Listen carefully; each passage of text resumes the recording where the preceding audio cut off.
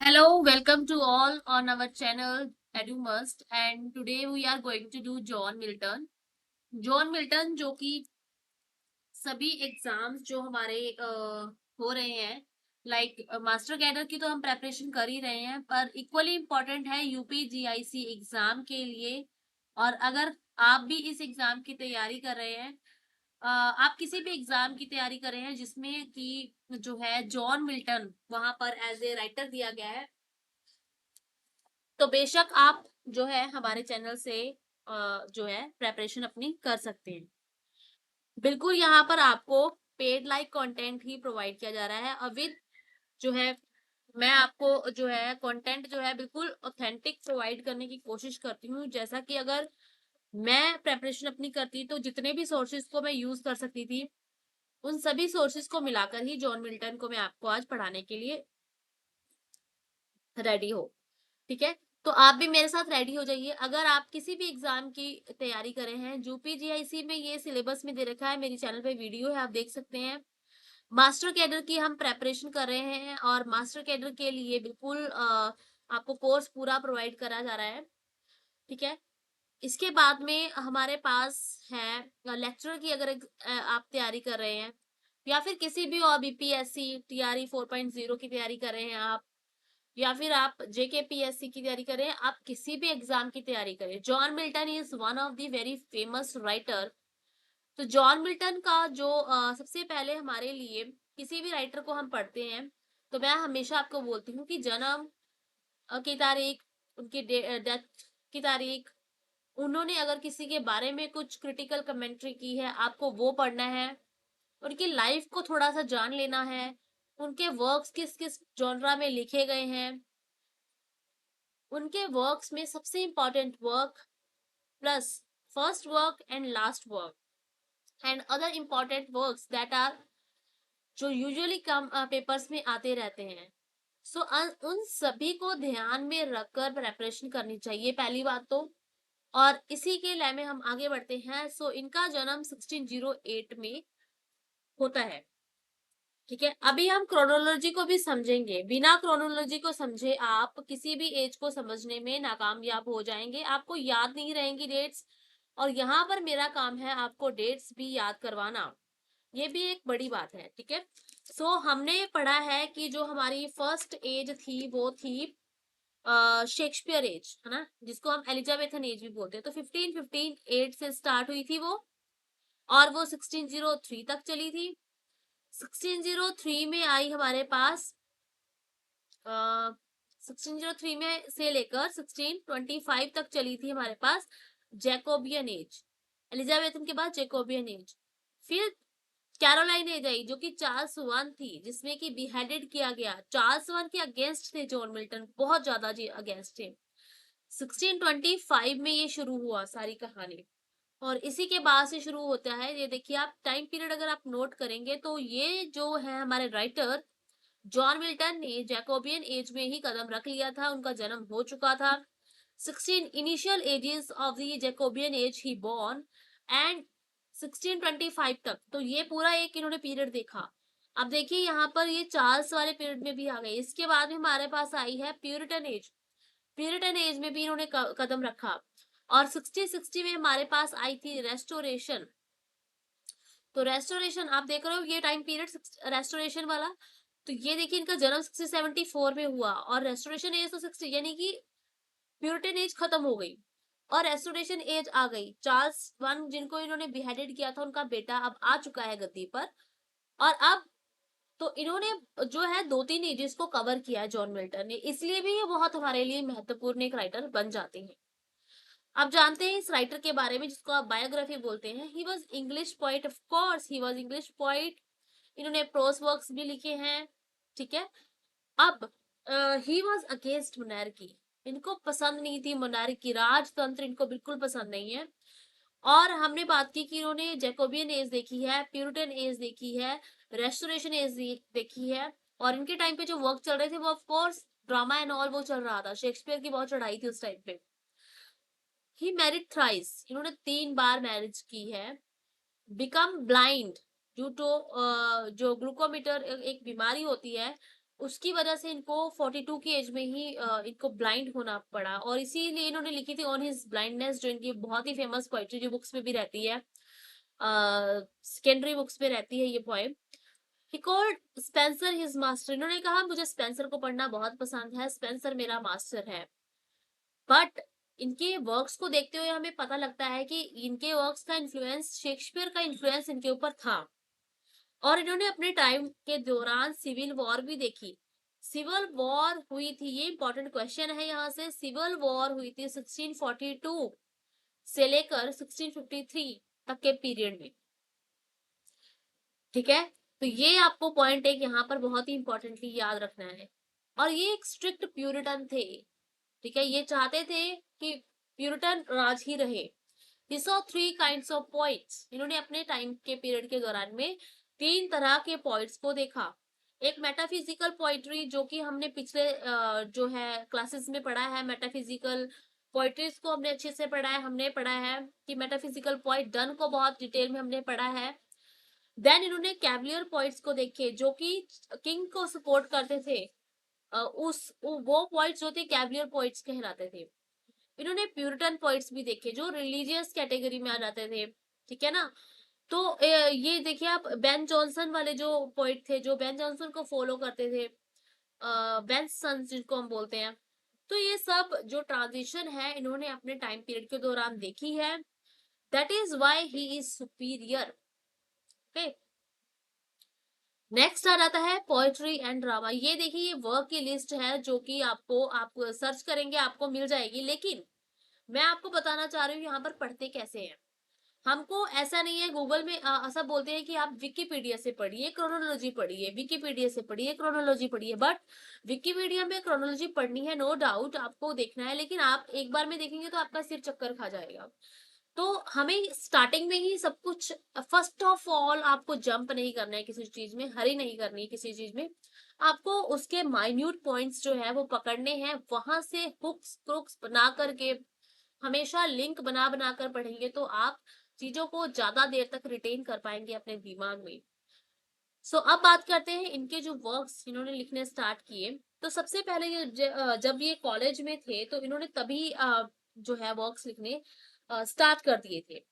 ठीक है ना, तो जब इन्होंने वर्क्स लिखने स्टार्ट कर दिए, तो अब हम थोड़ा सा, मैं आपको पहले तो इनके बारे में थोड़ा सा बताना चाहूंगी। कैवलियर पॉइंट्स आपको मैंने बता दिया कि वो राइटर जो कि लिख रहे थे राजा के बारे में। अभी इनके वर्क्स के ऊपर हम बात करेंगे।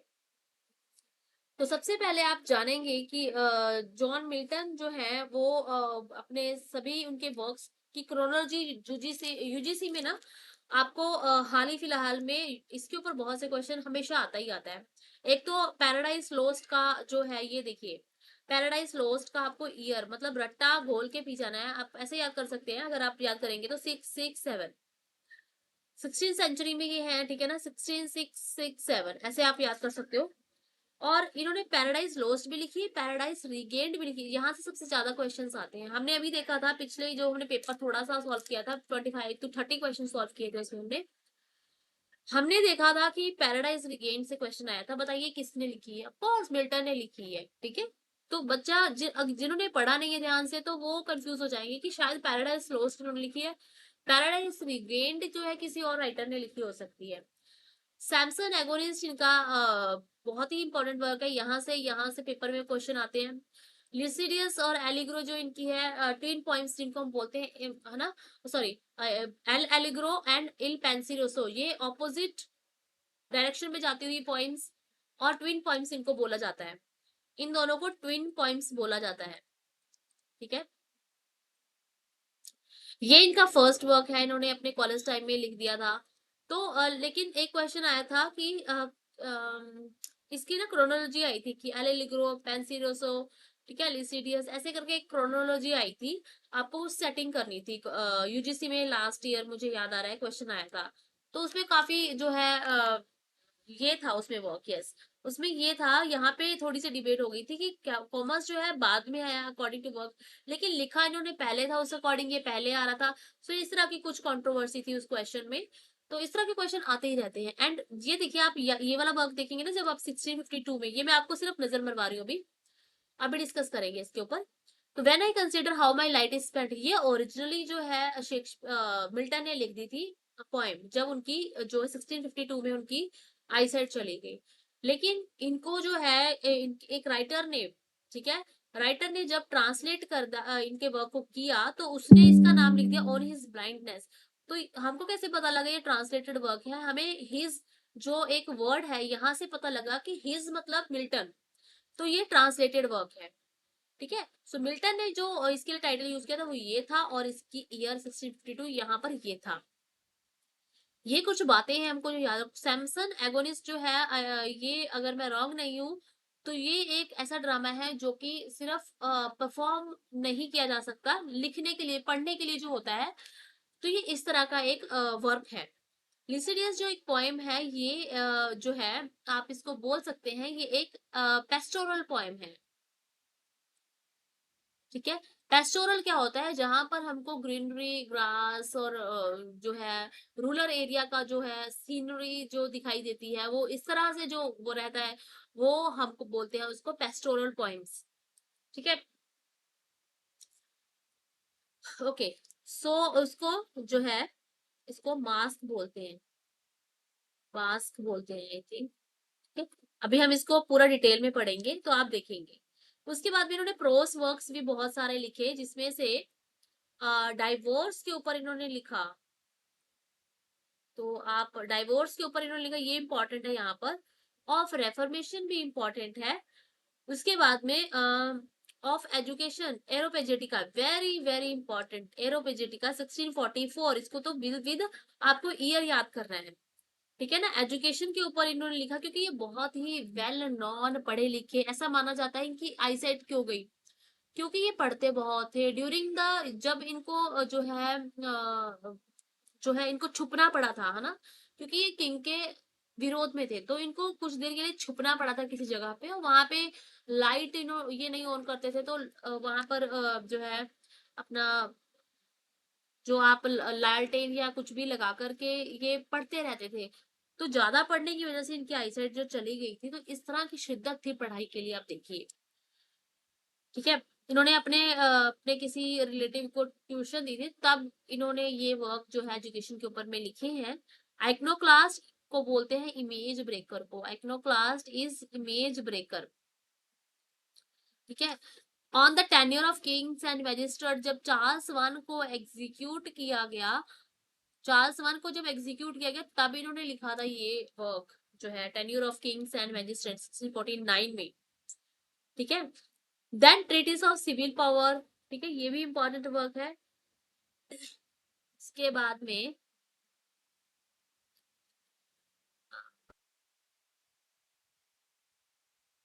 यस, अब हम वन बाय वन इनके वर्क्स को जो है पढ़ना स्टार्ट कर देते हैं। ओके,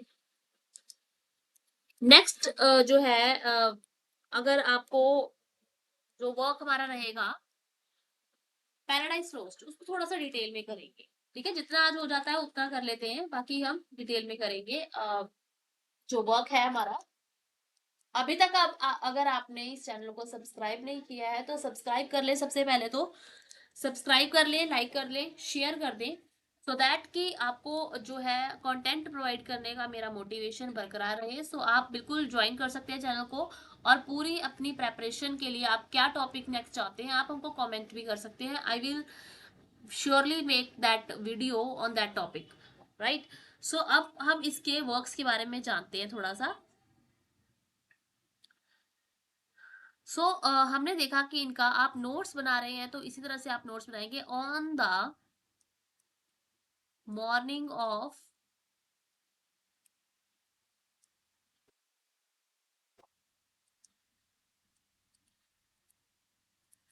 क्राइस्ट नेटिविटी, यहां से आप वर्क्स को है याद करना शुरू कर दीजिए।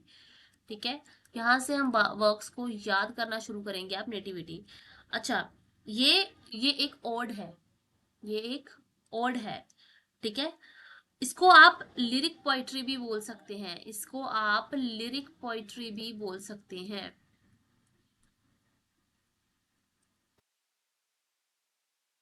ठीक है, इसको आप एक लिरिक पोइट्री भी बोल सकते हो।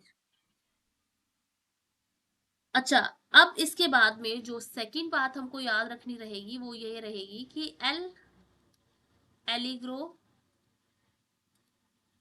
एंड, ये है याद करने का तरीका। क्यों लिखना इंपॉर्टेंट है, क्यों हमको नोट्स तो मिलते हैं वो तो पढ़ने ही पढ़ने हैं, वो तो है रिवीजन के लिए देखिए, लेकिन आप खुद लिखते हैं तो आपको देखिए रिमेंबर रहेगा, लाइफ टाइम रिमेंबर रहेगा।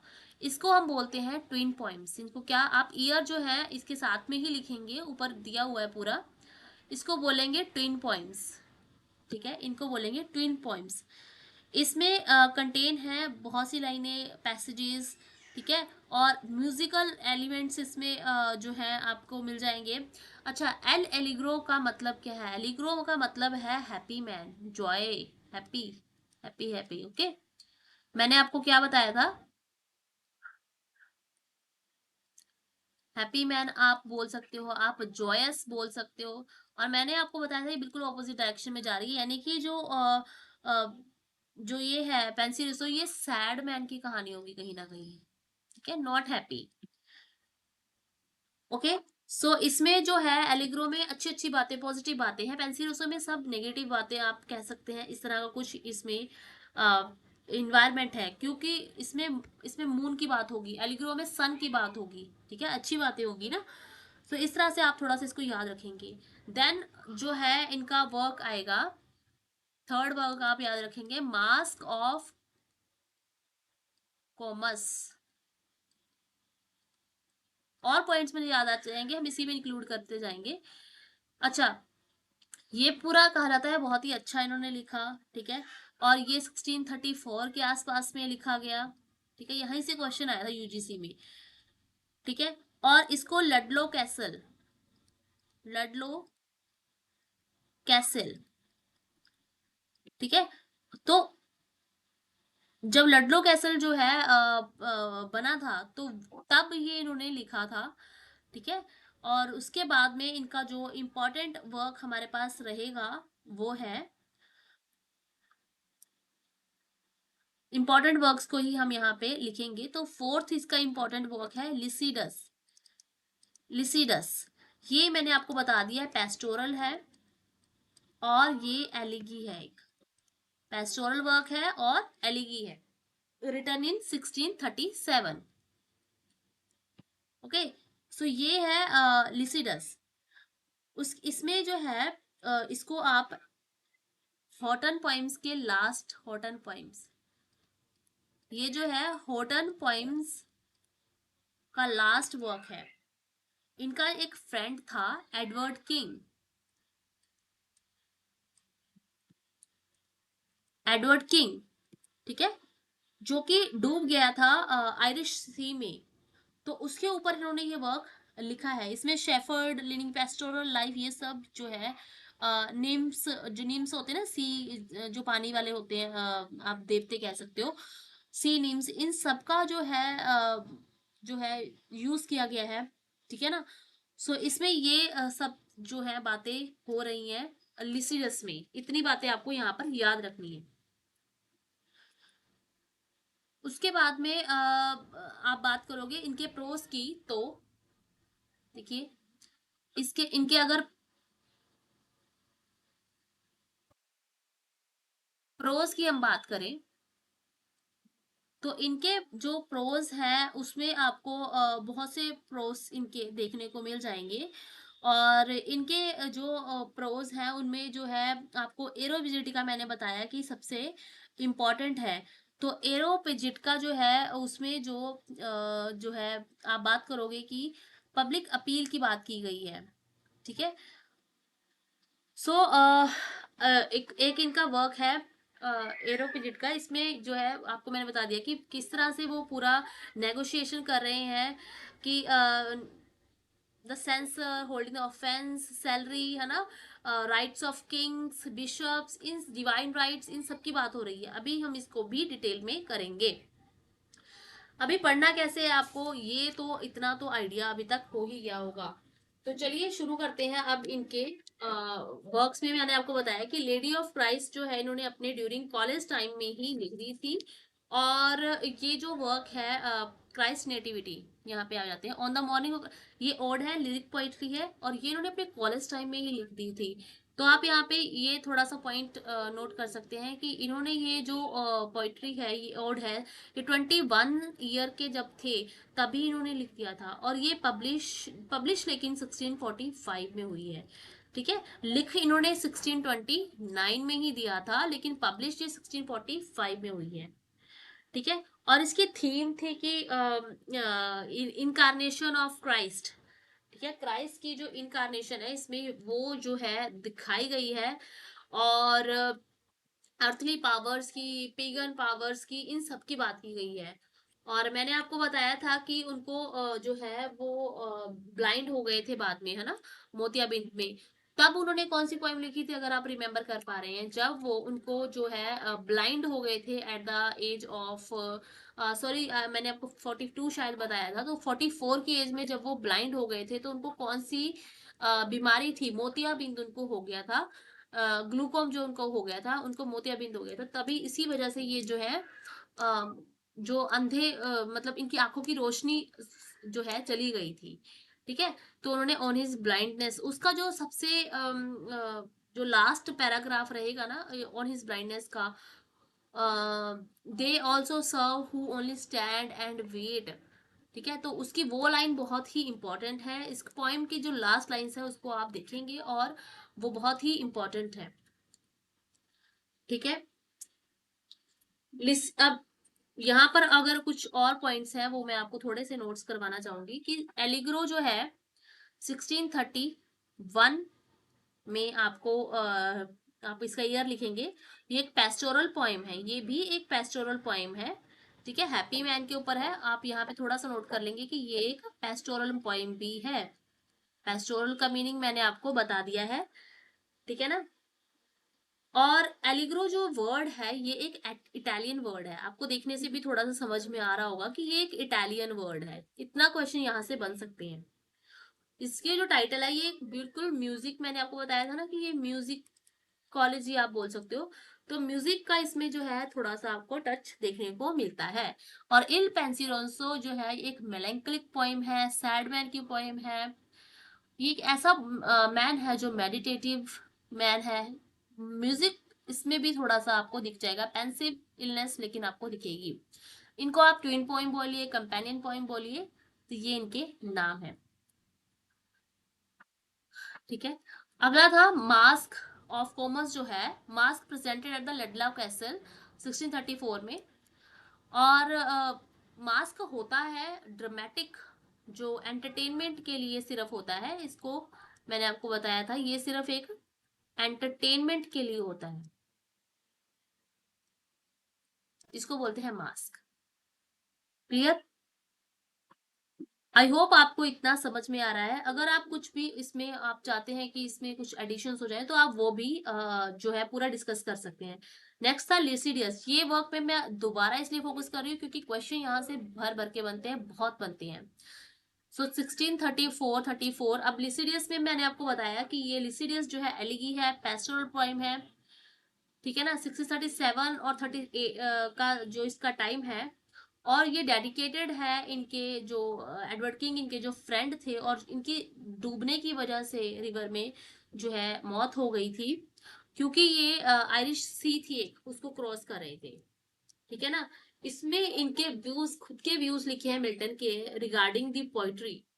तो ये आपको यहाँ पर इतना वर्क्स अगर आपको समझ आ रहा है तो आप अपनी नोटबुक में इसके अपने हिसाब से नोट्स बनाइए। देखिए बहुत अच्छे तरीके से तरीका मैंने आपको बताया है यहाँ पर।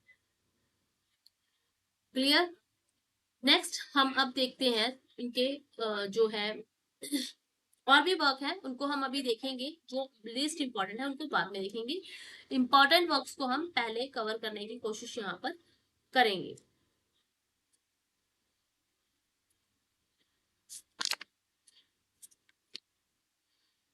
ठीक है, तो अभी हम बात कर लेते हैं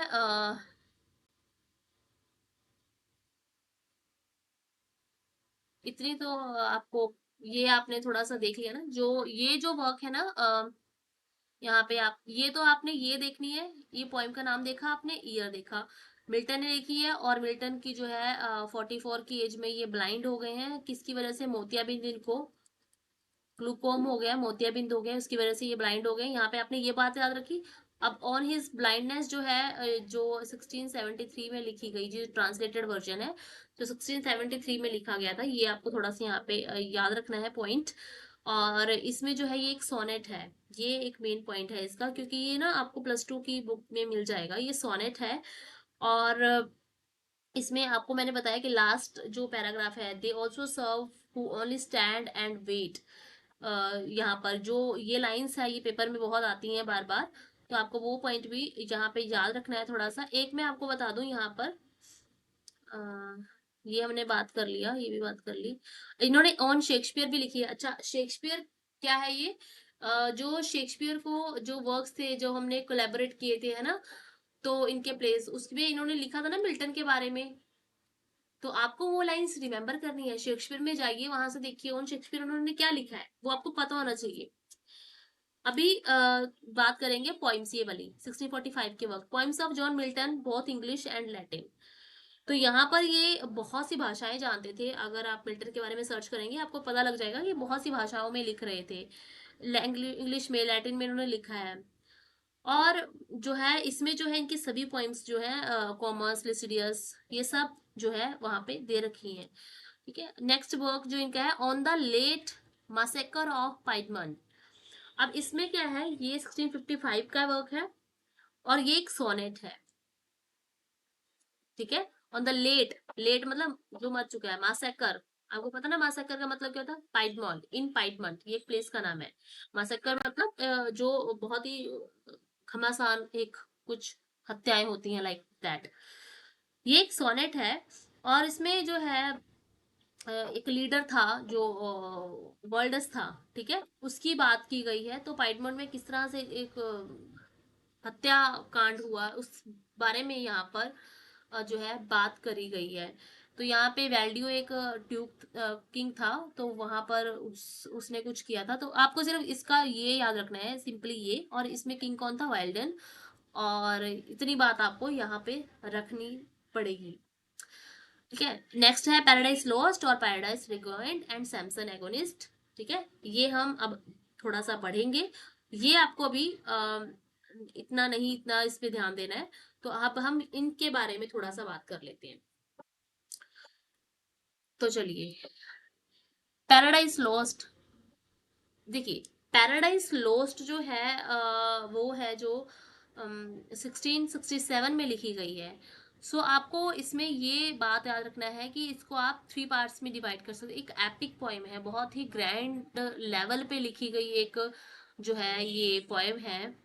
और आप देखेंगे कि इसमें जो है 10 बुक्स जो है इन्होंने पहले लिखी थी। सबसे पहले इन्होंने कितनी बुक्स लिखी थी? 10 बुक्स। लेकिन जो 2 बुक्स हैं इन्होंने बाद में ऐड की थी, तो टोटल अभी जो है 12 हो गई हैं बुक्स। ठीक है, इस तरह से इसका अ, जो है इसके डिवीजन अगर हम करने चलेंगे, तो आप इसका जो फर्स्ट पार्ट है, यानी कि 1 to 4 में आप सैटर्न को आप देख लेंगे, सैटर्न एंड उसके फॉलोअर्स हैं, ठीक है ना। फिर 5 to 8 में आप जो है सैटर्न का जो है किस तरह से रीजन जो है उसको, वो डिस्ट्रक्शन एंड ऑल की बात हो रही है। 9 to 12 में उसका पूरा जो है रिवेंज जो है पूरा हो चुका है, उस बारे में बात की है, ठीक है ना। सो इसमें मैंस फर्स्ट डिसओबीडियंस, ये थीम लाइन है, मैंस फर्स्ट डिसओबीडियंस, आप लिख लीजिए, मैंस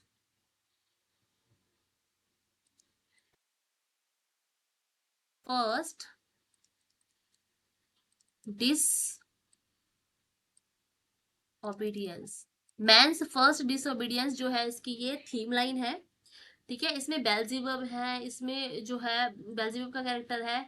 और पैंडेमोनियम जो है यहाँ पर एक प्लेस होता है जहां पर डेविल जो है मीटिंग करता है, एक जो है राज, आप गद्दी की तरह कह सकते हो। तो यहाँ पर इस तरह से ये बात हो रही है। मुझे लगता है कि हमें पैराडाइज लोस्ट को बिल्कुल जो है बहुत ही क्लियरली जो है डिस्कशन करनी चाहिए। आप इसके अगर नोट बना रहे हैं तो मुझे लगता है कि आपको इसकी जो नेक्स्ट वीडियो रहेगी, ठीक है, उसमें हम पैराडाइज लॉस्ट से शुरू करेंगे। पैराडाइज रिग्वेंड में आपको थोड़ा पढ़ना रहेगा। सैमसन एगोनिस्ट की आपको स्टोरी जो है बस पता होनी चाहिए कि उसमें किस तरह से जो है स्टोरी चल रही है। उसके बाद में हम पढ़ेंगे डॉक्ट्रिन ऑफ जो है डाइवोर्स के बारे में, एरोपिजिटिका के बारे में। ये जो कुछ इनके जो फेमस फेमस जो है इनकी जो प्रोज वर्क्स हैं, उन पे हम नजर मारेंगे नेक्स्ट वीडियो में। मुझे लगता है कि आप इन चीजों को पहले जितना पढ़ाया गया है उतने भी अच्छे से नजर मारिए, और आप गुड टू गो हो जाएंगे। लेकिन मैं आपको उससे पहले यहाँ से मैं आपको छोड़ना चाहूंगी पैराडाइज लोस्ट की स्टोरी से थोड़ा सा। पैराडाइज लोस्ट की स्टोरी देख ली इस तरह से चलती है कि स्टार्टिंग होती है कि सैटर्न जो है जो अपने जो है अपने आप बोल सकते हो कि नरक में पहुंच चुका है, और उसके बहुत से साथियों को जिन्होंने विद्रोह किया था अपने गॉड के प्रति, तो उन सबको फेंक दिया गया है वहां पर। तो उसके बहुत से बलोच बेलिल है ना, इस तरह से उसके जो सेवक है या आप कह लीजिए उसके साथी हैं, वो सारे वहां पर हैं। ठीक है, तो उसमें पहले में तो यही बात होती है कि वहाँ शुरुआत तो सैटर्न से ही होती है यहाँ पर। फिर जो है बुक 3 में जो है सैटर्न ने डिस्गाइज ले लिया है एंजल का, बट गैब्रियल जो है उसको फिर फेंक देता है, कहता है कि नहीं नहीं यहाँ से बाहर जाओ।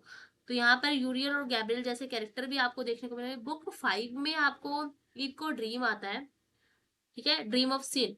और यहाँ पर रफेल जो है फ्रेंडली नेचर का एक जो है आपको कैरेक्टर जो है गॉड की तरफ से भेजा हुआ दूत जिसको आप बोलते हैं, वो देखने को मिल जाता है।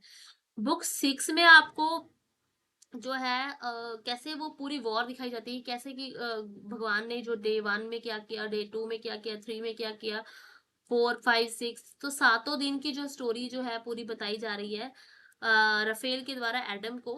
तो वो जो है बुक 6 में वो पूरा डिस्क्रिप्शन आपको देखने को मिलता है। बुक 8 में आपको हेवनली बॉडीज के बारे में देखने को मिलता है।